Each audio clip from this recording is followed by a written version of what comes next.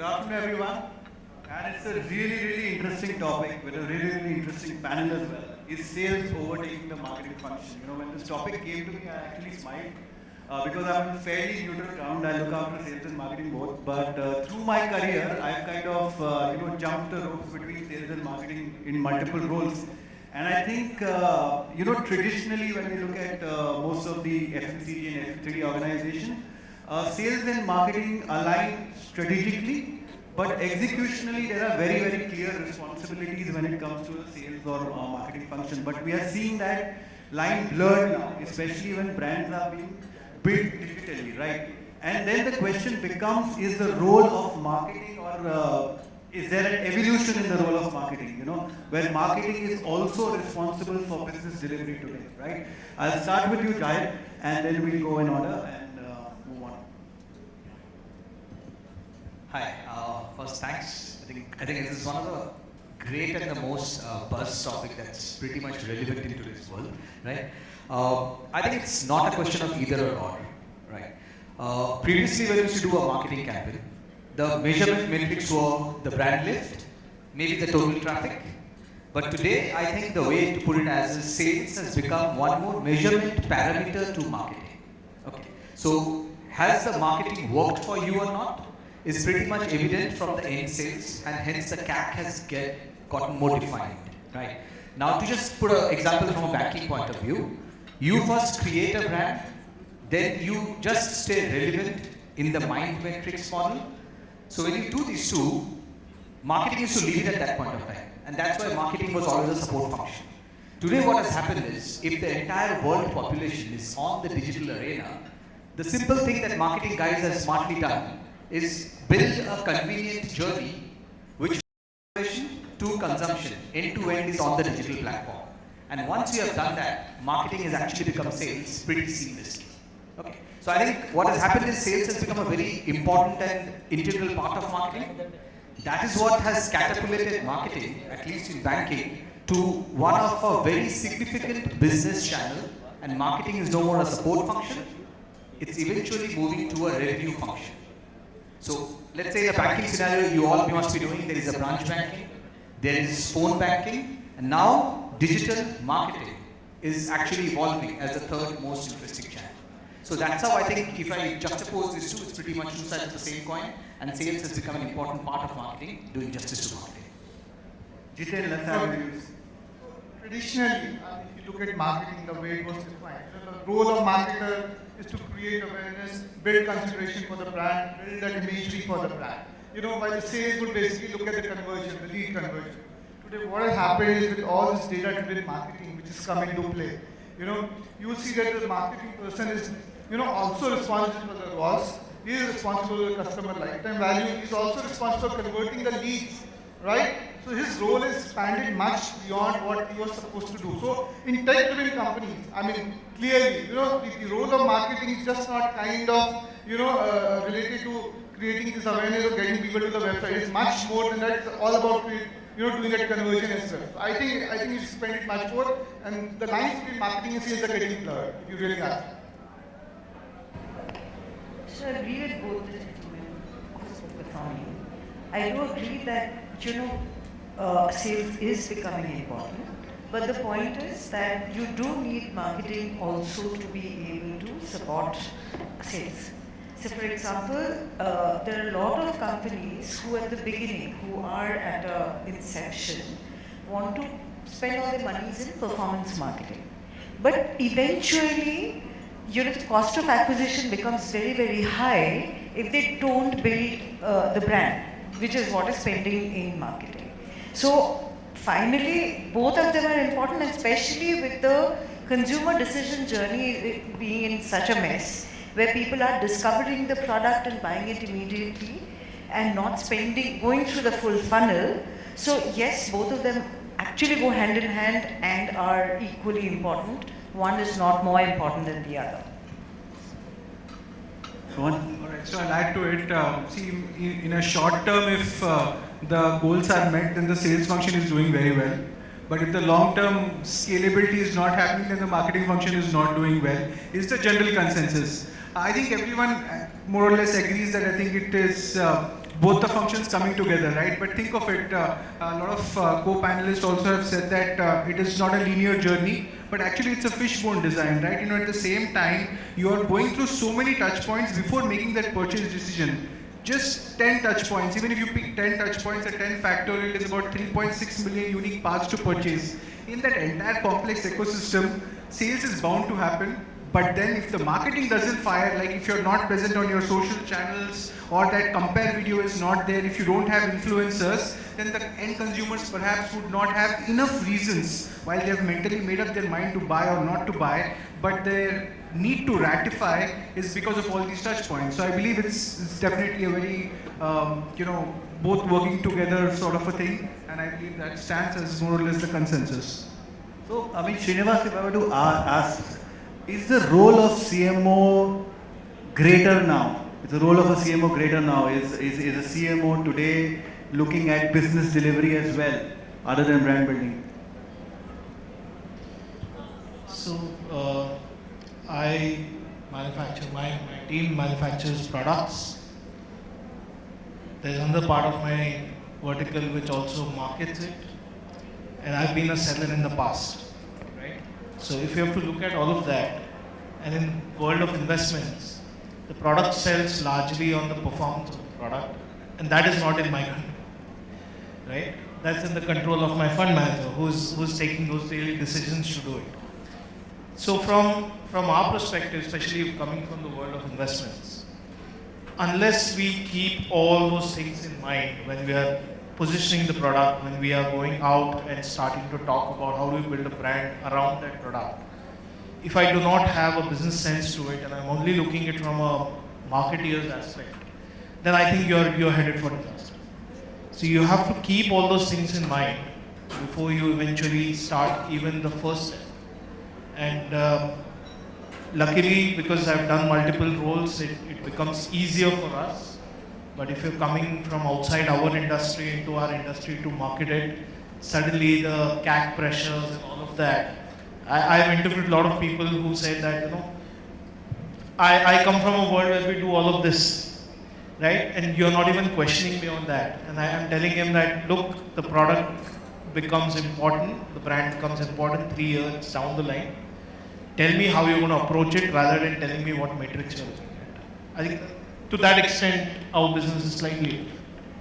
Oindrila, a question to you, since you're interacting with multiple clients, and over a period of time, have you seen a switch in brand budgets to performance marketing, or is there a delta coming in over there? Are brand building budgets remaining intact, and performance marketing is basically, in a way, replacing a cost of distribution, let's say? Right, and are you seeing that delta happening, or are you seeing a cut in marketing budgets and that going to performance marketing? So, it depends on the marketing objective, honestly. So, there are 2-3 things, honestly. One is the category.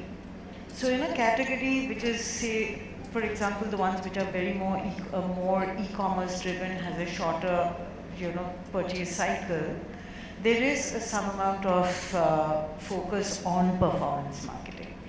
There are brands which are in the inception stage, there is some amount of focus in performance marketing. So there the budgets seem to be a little more skewed towards performance or sales.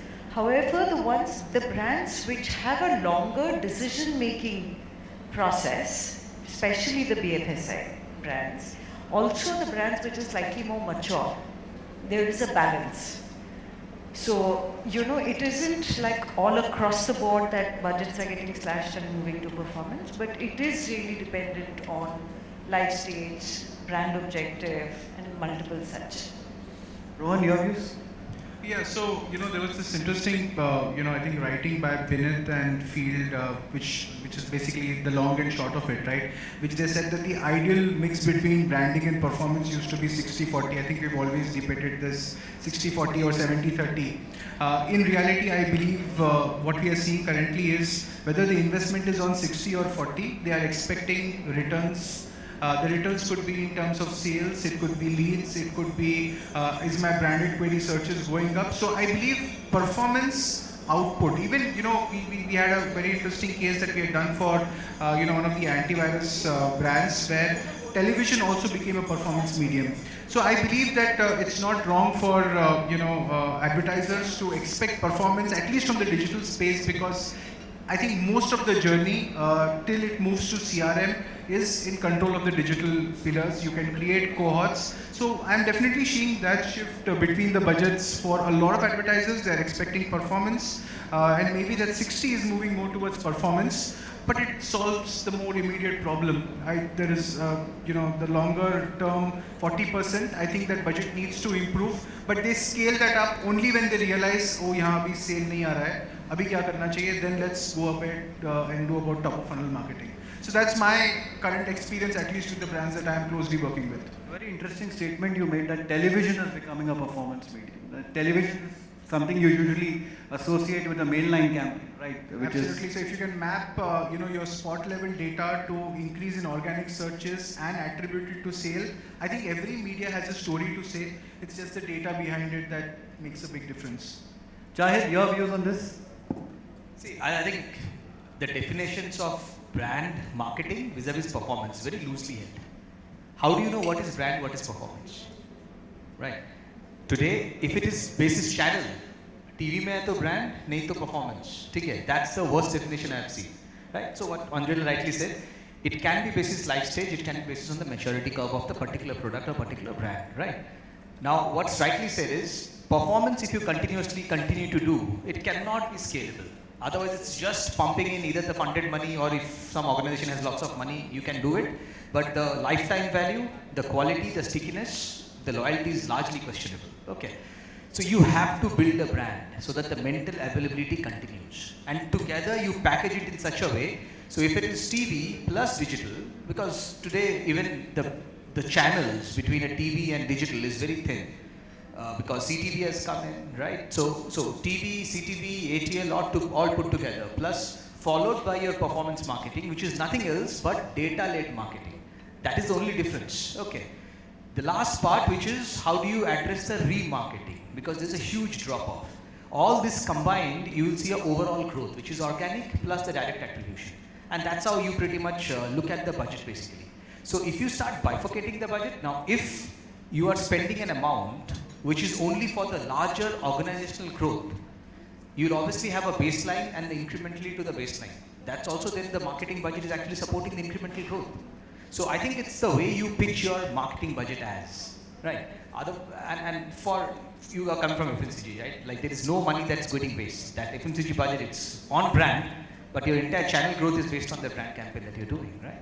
So I think today the budget is largely, as I was telling you, sales has led an incremental measurement parameter to the budget that we are spending, and it's actually helping us to justify the budget in a much better way. And the budget is incremental and it's not a cut. Very, very interesting point. Jiteen, from your end, there is a lot of B2B engagement which also happens in your business in terms of, in addition to B2C. Now, do you see the performance marketing playing in that area as well? So if you look at, the performance marketing play as far as B2B businesses are concerned, I think, the role of performance marketing B2B is also increasing, because it's not merely about a sales guy now, kind of going and approaching, your customers and saying, converting him. It's all also about the entire life cycle, the entire nurturing of the lead that you need to do. And performance marketing plays a very important role in ensuring that there's a complete nurturing of the lead. So a lot of things have now moved to data-driven marketing. It's not merely, you giving a sales toolkit to your sales guy and say, go and pitch to that guy and, get him converted. Yeah, so I think the role of performance marketing has also extended to B2B business, maybe not to the same extent, as to B2C companies. But yes, there's a lot of scope that I see, and I think there's a lot of advancement that I see in terms of the way, brands are using performance marketing also to pitch to B2B businesses right now. Shrinivas, coming to you, is there a change in the budget mix that you allocate over the years between and performance marketing, and is it eating into the brand building budgets? Yeah, that's a tough one each year, right? When you sit down to start planning your budgets for next year, what you're going to do, because most of the time when the agencies approach you, the television networks come to you, And most of them now have become Marvel universes, right? I mean, each one of them will approach you separately and try to take the pound of you. Well, common answer for all of them is everyone feels it's left pocket, right pocket, it's one pocket for us, right? So everything is coming out of that. Now it becomes as to how much you're going to allocate to one vertical, to two vertical, three vertical, how much on digital, how much on traditional, how much on CTV, whatever.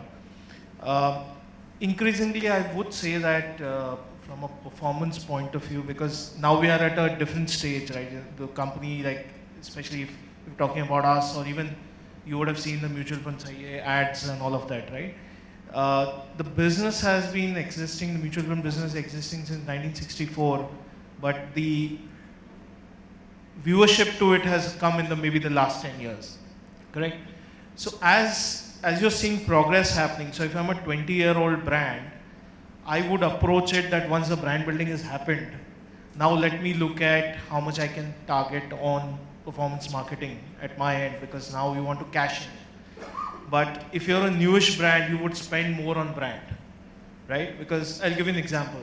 If I have to launch, say, a retirement specific product for you, how many of you will trust a brand which is only 3 years into existence to give you your money, which is going to remain invested for 25 years and give you returns after 30 years, right? Vis-a-vis somebody who's been in existence for 20 years and does that product, at least you say there is a track record of 20 years. So that defines, how you're going to approach. And generally, to answer your question, Tushar, you'll have to take a 2-3 year view, at least in our business, because it doesn't change every day. Perfect. Now, I think another reflection of this would be the team compositions that all the marketing departments or the agency structures would have. Are we seeing a change in team composition with more and more performance marketers constituting a bulk of the team? Or is the performance marketing function splitting away from the traditional CMO's remit and moving into a separate new growth function or whatever function it might be called? What are your views on this, Oindrila? So I see both of them. So it's slightly more traditional companies, they have a separate team that handles performance and they are aligned to the sales team and stuff like that. Slightly more newish companies, they have the composition as they also report into the CMO.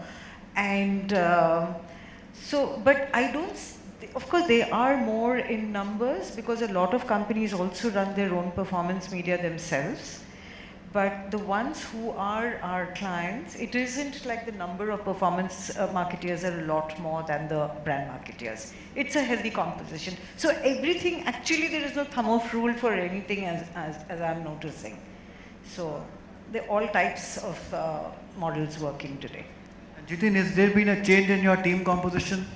Yeah. So it's interesting. See, what's happening right now is look at the nature of the industry. Okay, look at traditional companies vis-a-vis tech-driven company. Now, tech-driven company, because of the nature of the industry, is such that there's so much of emphasis on performance marketing. You need performance marketing expert, whether it's a data scientist, it's a data analyst, right? You need people who probably have that kind of expertise.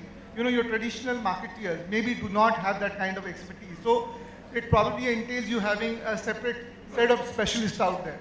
Compare this, say for example, an industry like ours, where the CMO is also responsible for all of these functions, because maybe the role of performance marketing is not as intense as those kind of companies. But yes, you still have a separate digital setup out there where you have experts who kind of look into performance marketing, but it's a more overarching kind of a role, not very, very specialist driven, So that's the way you'll see it. Somewhere you also have a chief digital officer. I mean, as we are saying, in some companies you'll also find that. Maybe not in us, where the CMO kind of handles the same profile. So I think it all depends on the nature of industry and your marketing objectives that you set out. Shrinivas, any changes in your team composition? Yes, I think 20% of my team we have changed the way they operate. The skill sets are getting different because, like I said, that we are in a cycle where now we need to market our products and market the performance of a product. So now you need to bring in people who have expertise on the target marketing segments. They're looking at performance in a different way.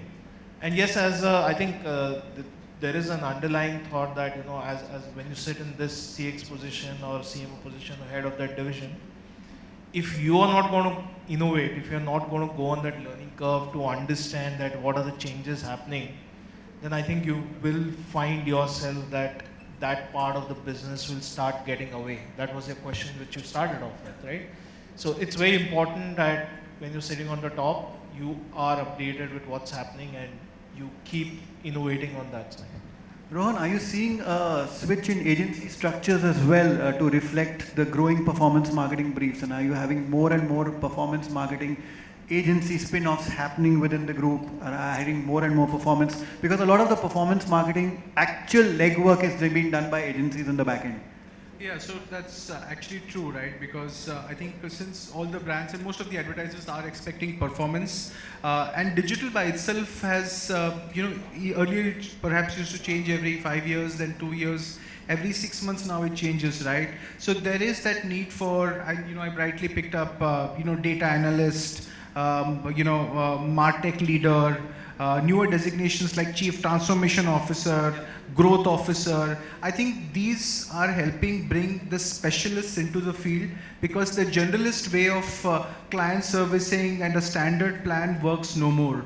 And I believe you would need that entire suite of people who understand data, media, tech, website, everything, right, to be able to advise the clients right. I think we would need to further equip with the right set of talents. So we are seeing a change and we are hiring for that. Jahid, what about HDFC? I think we take a lot of pride in this. Believe us, in some of the products we have done 35% of the business end-to-end only digital marketing. And that is starting from the top funnel to end funnel. Now I'll tell you, when I talk about performance marketing, the basic notion is the team which is doing AdWords, which is doing Meta, which is doing affiliate. Okay, that is not even performance marketing. Performance marketing are those people who are doing growth hacking, looking at the journey. 95% is a drop-off ratio. Looking at every funnel drop-off, looking at which journey, which UI problem, is it a Aadhaar OTP not coming at the right time, is there a Aadhaar problem, is it a banking code problem, is there a decline that the PAN number, name, vis-a-vis the name that you have spelled, there is a spelling mistake. Okay, how can I reach out to the customer? Because this is all what's happening in a offline sales, right? This is the team that looks into it on daily basis, on the entire drop-off, and converts that drop-off is actually the real performance marketing team. Otherwise, Google, Metas of the world will hardly contribute 5 to 10% of a business, nothing more than that. Okay, so organic traffic, the entire traffic coming to you, the performance marketing team, the way we have shaped up is actually multidisciplinary. There is a guy who is managing the performance channels, there is a guy who is the data scientist, there is a risk analytics guy who is taking on the fly that, okay, this guy can be given a risk audit. There is a credit approval guy, there is a compliance guy, because what happens is digitally a guy who has come in, who is going to take a call that, okay, we can give this offer to him, give him an extra 250 rupees offer, and he can be a converted guy to you. So that's a performance team that is sitting over there. It's a multidisciplinary team looking at every drop-off and seeing that how each of them can be converted unassisted manner. And this is exactly, we are replicating the sales model. The sales guys on the ground do the same thing. They talk to the risk. They give their life. If they've got a lead, they give their life for them, right? They'll talk to whomsoever in the bank, get special approvals. In an unassisted world, how do you get special approvals? That's where we have to look into it. They might want a higher rate of return, a lesser interest rate. How do you talk to them, talk to the credit guys, and can you get them a lesser interest? You might need one more document. Digitally, they have to kind of upload that document. So this entire UI, UX, journey, drop-off funnel optimization is the performance marketing team. The guys who are just creating the top of the funnel is a horizontal team, which will serve to the bank and will serve to this team also. And this core team is a pod, multidisciplinary pod, which is looking into the drop-off number. I think that's how we are setting up the whole structure. My next question is to Rohan. With the data privacy laws getting more stronger and regulated, do you see this same acceleration in performance marketing happening? Or do you see marketers then revert back to the traditional measure of customer acquisition? All right, so I think two things, right? First is our Personal Data Protection Bill 23 states, how the data needs to be, people giving consent to data, how our data fiduciaries actually keeping the data with them. And third is finally accountability of some of these companies to be able to utilize it in a very lawful manner. Now, if you take these three into account and then move to what the end of third-party cookies has already spoken about, right? 1% deprecation started, then stopped. I think we've moved and maybe it's 25 now. But all this kind of impacts how frequency capping, dynamic creative optimization, and largely targeting gets impacted. So I think with consumers becoming more aware of and this is just beyond the standard stuff, right? You generally install an app, say accept, or you go to a website and you have those standard options. I accept the cookies. We are giving access to literally everything to be able to funnel. So keeping these realities in mind, I believe that the performance marketing space will have to find its own solution, perhaps with identity resolution in the years to come, and for which I think brands need to start capitalizing on their first party data. Personally, with people being more conscious. Remember, with iOS 14.5, 85% people opted out of tracking. So if that is the conscious nature of audience today, I think tomorrow would be newer solutions to make performance more effective, but I think innovation will still be at the center of success. Oindrila, your views? Yeah, I think there is going to be a more rise in ethical advertising, I would imagine, because we are using the data correctly. Also, a lot more focus on first-party data, and obviously that itself is going to also mean customer journeys, etc., is going to get redefined and more looked at more sharply. So yes, it is something that is coming in and is going to be good. Jiteen, we've seen a lot of passion on performance marketing. Now coming to the other one, which is brand building. How do you think the atmosphere is in your boardroom when you talk about brand building spends and performance marketing? How is that shaping up? See, if you look at the nature of our industry, we are more from a traditional, point of view. In our industry, let me give you an example. Like we were the first one, to actually embark on television advertising. We were the first movers out there because we believed very strongly in building, right?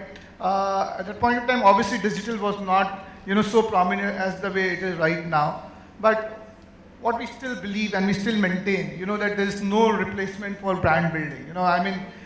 Performance marketing is only going to complement your brand building effort, but there's just no replacement. So even today, I speak very passionately about brand building, and I believe there are no shortcuts, to building a brand. You need to have brand building. I still believe in a 60-40 rule.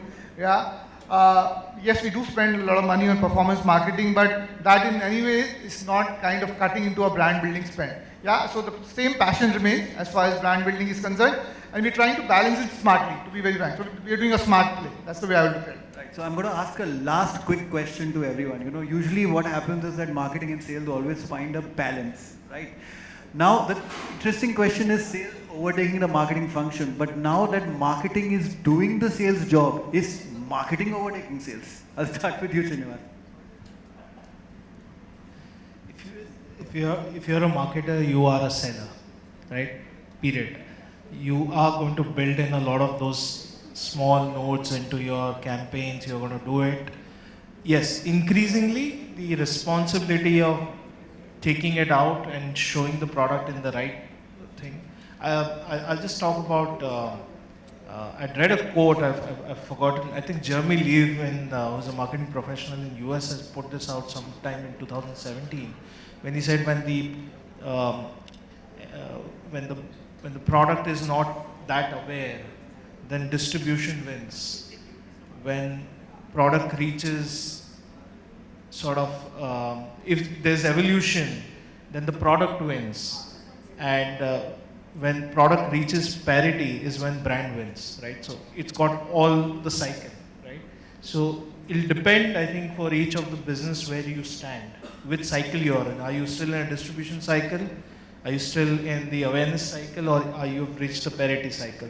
So that way, I think for each of the business it will be different. For us, it's more to create that awareness bit and showcase the product in the right light, and then the sales function takes over. But you will have to aid them.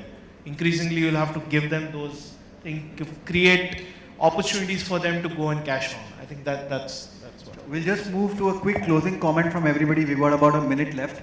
So, marketing equals to brand equals to sales. That congruency was always there. Okay. What has happened is marketing team has started doing sales. That is the change that people are frowning upon because it's eating into a lot of other cross-functional departments business, which marketing support function tha. Business kaise kar raha hai? ठीक है?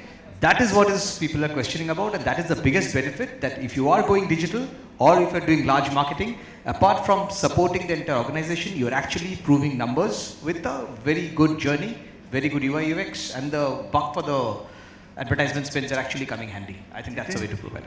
I think it's changing. So marketing is actually becoming a central function. It's becoming a driver function.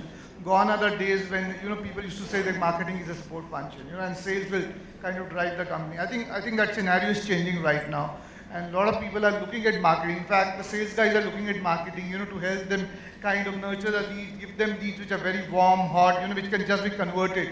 So I think marketing more and more is kind of complementing sales, and both of them collaboratively are actually kind of helping the cause of the company. I mean, that's the way I look at it. Oindrila? Yeah, so finally sales is about cost of acquisition. Marketing manages to, bring the cost of acquisition down. So both of them go hand in hand. I mean, when you stop marketing and you focus more on sales, the cost of acquisition catches up. So. Marketing is like a symmetrical force multiplier for sales. That's about it. Perfect. I think it's been a very, very engaging session. I want to thank all the participants and of course afaqs for hosting us. Thank you very much. Well, we can get your view also, no? What do you think? I mean, like I said, I'm in fairly neutral ground, heading both sales and marketing. See, from a strategic angle, there is an extreme importance of marketing and sales to align, because if they are not aligned, you're heading towards disaster. When it comes from execution basics, there is always an evolution which happens, especially how we are consuming media. And performance marketing is essentially a way of media, but it's also replacing a cost of distribution, right? So if you look at that model, the brand building budget should remain intact. Performance marketing is on top because it's taking away, let's say, a wholesaler margin or a retailer margin where you're reaching out to consumers directly, and that's how your model is done.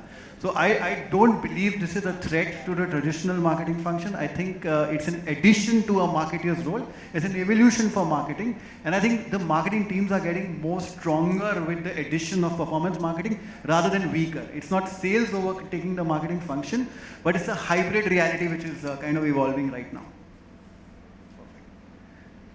All right, thank you very much, and